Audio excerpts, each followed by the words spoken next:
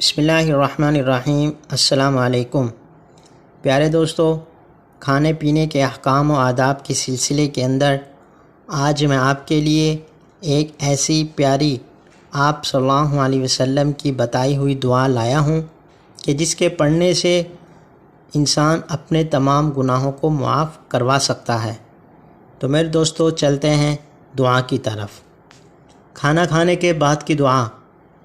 نبی صلی اللہ علیہ وسلم نے فرمایا، جس نے کھانا کھانے کے بعد یہ دعا پڑھی اس کے گناہ معاف کر دیے جائیں گے۔ دعا یہ ہے: الحمدللہ الذی اطعمنی ھذا ورزقنیہ من غیر حول منی ولا قوت۔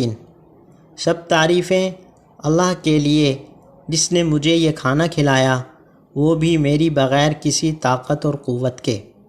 تو میرے دوستو، آپ سب سے درخواست ہے کہ آپ اس دعا کو خود بھی یاد کریں اور اپنے بچوں کو بھی یاد کروائیں، تاکہ ہم سب کی یہ عادت بن جائے، اور اس کو زیادہ سے زیادہ شیئر کریں تاکہ تمام مسلمان کھانا کھانے کے بعد یہ دعا پڑھ کر اپنے گناہوں کو معاف کروائیں۔ شکریہ۔